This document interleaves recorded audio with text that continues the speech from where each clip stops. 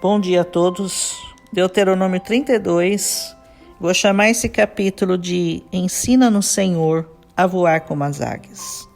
Esse capítulo é muito lindo. Diz assim o Senhor: escutem, ó céu e terra, e deem atenção às minhas palavras. Que o meu ensino seja como a chuva que cai mansamente sobre a terra. Que as minhas palavras sejam como o orvalho que se espalha sobre as plantas.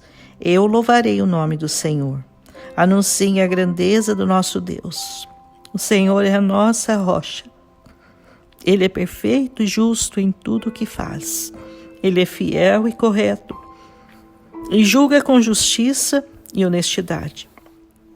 Versículos 1 a 4. Parece um poema, não é mesmo? É muito lindo falar do Senhor e do que Ele é e faz. Mas a partir do versículo 5, fala do povo, dos homens, e diz: mas o seu povo se entregou ao pecado, e por isso eles não merecem ser filhos dele. Quando eu digo que ser filho é um privilégio e que nem todos o são, me dizem que isso não está na Bíblia, que todos são filhos de Deus. Bom, então vamos continuar lendo. Como Deus se refere ao povo que não o obedece. Ele diz: são gente pecadora e má, povo sem juízo e sem sabedoria. É assim que tratam o Senhor Deus? Ele é o seu Pai que os criou. Foi Ele quem fundou e firmou a nação de vocês. E começa então a lembrá-los do que fizera por eles no passado e de como escolheu Israel dentre as nações para ser seu povo. De como os encontrou perdidos no deserto e cuidou deles e os protegeu como se fossem a menina dos seus olhos. Versículo 11. Como a águia ensina os filhotes a voar, e com as asas estendidas os pega quando estão caindo. Assim o Senhor Deus cuida do seu povo. Não por acaso, mas por uma jesucidência, essa semana meu pastor fez uma linda pregação sobre como a águia ensina seus filhotes. Vejam lá no canal do YouTube, Filadélfia Mogi Guaçu, do dia 10/9. Lindo! Eu vou tentar explicar aqui rapidamente como a águia faz, para podermos entender como o Senhor quer fazer conosco. Primeiro ela faz o seu ninho, bem alto, nas montanhas. Coloca espinhos bem grandes embaixo e os cobre com pele de animais que ela se alimentou. Passa então a alimentá-los, trazendo no bico deles pedaços de carne. Depois de algum tempo, quando já estão maiorzinhos, retira as peles dos animais para que os espinhos os incomodem e eles por si mesmos queiram sair de lá. Mas eles não saem, continuam esperando o alimento na boca. Mas ela já não trará mais. Até que em dado momento, sem avisar, sem prepará-los, ela os coloca sobre as suas grandes asas e os carrega bem alto e os solta no penhasco. Eles ainda não sabem voar, se debatem e ela os pega quando estão caindo. Sobe mais alto e os solta de novo e de novo e de novo, até que eles finalmente alçam voo e já com fome vão procurar seu alimento. E é assim, de maneira drástica, que eles aprendem o que jamais aprenderiam se ela continuasse a trazer-lhes o alimento na boca. Parece cruel soltá-los das alturas, com o coração acelerado, mas a mãe sabe que se não for assim, eles não sairiam de sua zona de conforto. Moisés os está preparando para caminharem dali em diante sem ele. O alimento que ele trazia do Senhor para alimentar aquele povo não mais seria trazido. Era preciso expulsá-los do ninho e fazê-los aprender a voar por eles mesmos. Era preciso alertá-los. Não somos nós todos assim? Não ficamos esperando alguém preparar a palavra e trazê-la para nós? Mas chega o momento de crescer, como os filhotes das águias, alçar nossos próprios voos e buscar nosso próprio alimento.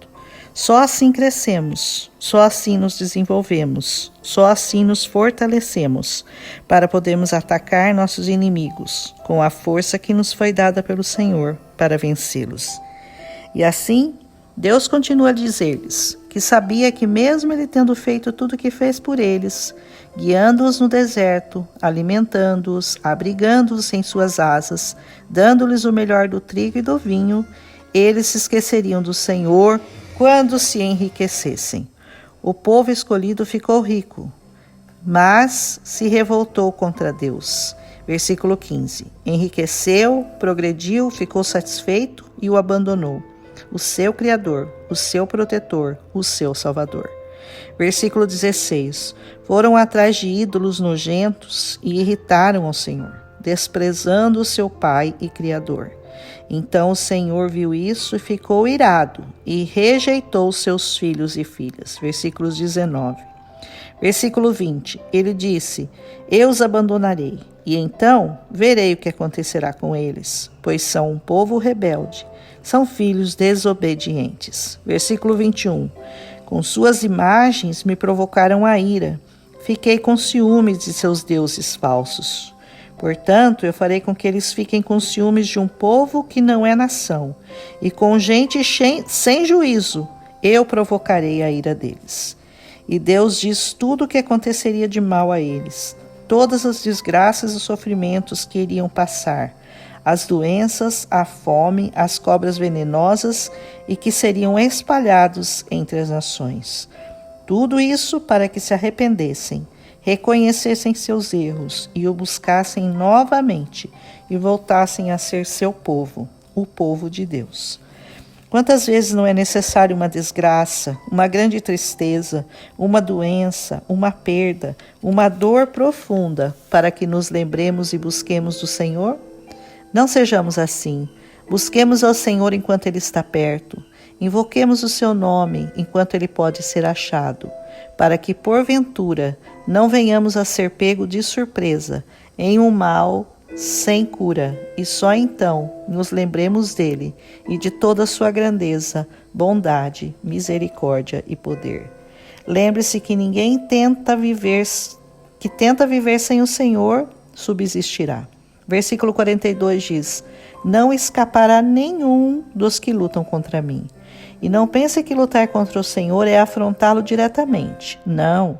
O fato de você não se unir a Ele, não buscá-lo, não honrá-lo, não se unir ao povo dele, já faz de você um inimigo.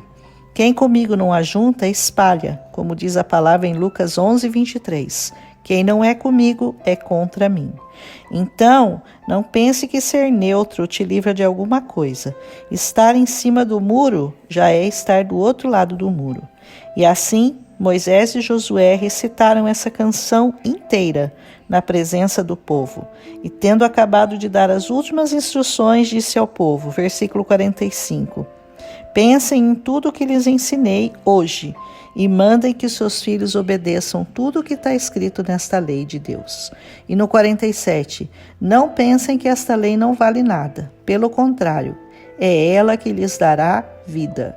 Se obedecerem essa lei, viverão muitos anos na terra que estão para possuir do outro lado do Rio Jordão.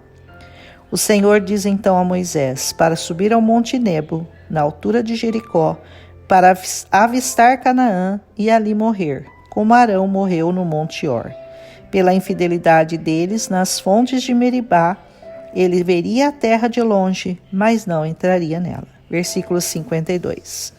Quer entrar no reino preparado por Deus a todos que o amam e guardam a sua palavra?